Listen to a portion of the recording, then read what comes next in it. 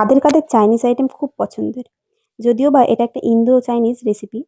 তো সবার প্রথমে আমি এখানে প্রন নিয়েছি। আমি ছোট, ছোট যেই চিংড়ি মাছগুলো সেগুলোই নিয়েছি। এখানে ম্যারিনেশন করে নেব।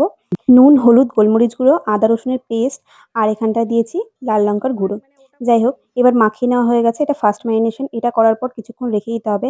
আর এখানে আমি সস প্রিপেয়ার করে নিয়েছি। আমার কাছে না সয়া সস ছিল না। আমি জানি সয়া সসটা অনেকটা লাগে, মানে লাগেই।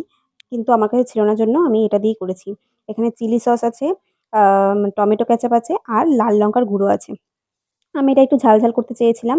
মানে ইন্ডিয়ান টাচ একটু রাখতে চেয়েছি। তার জন্য ঝাল, ঝাল করেছি। তোমরা চাইলে ঝালের পরিমাণটা কমিয়ে নিতে পারো। এইবার সেকেন্ড ম্যারিনেশন এ আমি এখানে কর্নফ্লাওয়ার দিয়ে জাস্ট একটু মাখিয়ে নিয়ে ভেজে নেব।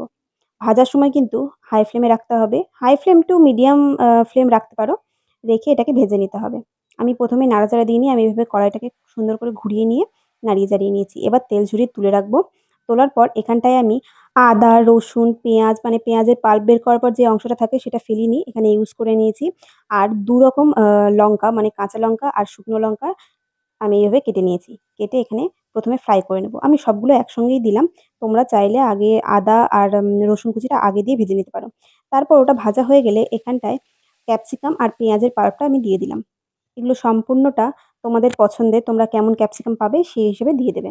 আচ্ছা, এরপর সসটা দিয়ে বেশি কিছুক্ষণ একটু নেড়েচেড়ে নিয়ে এর মধ্যে দিয়ে দেবো কর্নফ্লাওয়ারের স্লারি। এইবার জাস্ট মিক্স করতে হবে। খুব তাড়াতাড়ি হাত নাড়িয়ে মিক্স করতে হবে যাতে এটা জমাট বেঁধে না যায়। আর এটা মিক্স করার পরে এখানে দিয়ে দেবো আগে থেকে ভেজে রাখা চিংড়ি মাছগুলো। ব্যাস রান্না কিন্তু অলমোস্ট কমপ্লিট। অলমোস্ট মানে একদমই প্রায় কমপ্লিট হয়ে গেছে। এখানে লাস্টে একটু গোলমরিচ গুঁড়ো দেবো। আর লাস্টে গ্যাসের আঁচটা বন্ধ করে বা একদম কম আঁচে রেখে ওপর দিয়ে তিল ছড়িয়ে বন্ধ করে দেবো। ব্যাস আমাদের রান্না একদম রেডি। তৈরি হয়ে গেল আমাদের ড্রাই চিলি প্রন। এটা তোমরা ফ্রাইড রাইস, মিক্সড রাইস বা জিরা রাইসের সঙ্গে পরিবেশন করতে পারো। খুব ভালো লাগে। Must try. অ্যান্ড আজকের জন্য টাটা।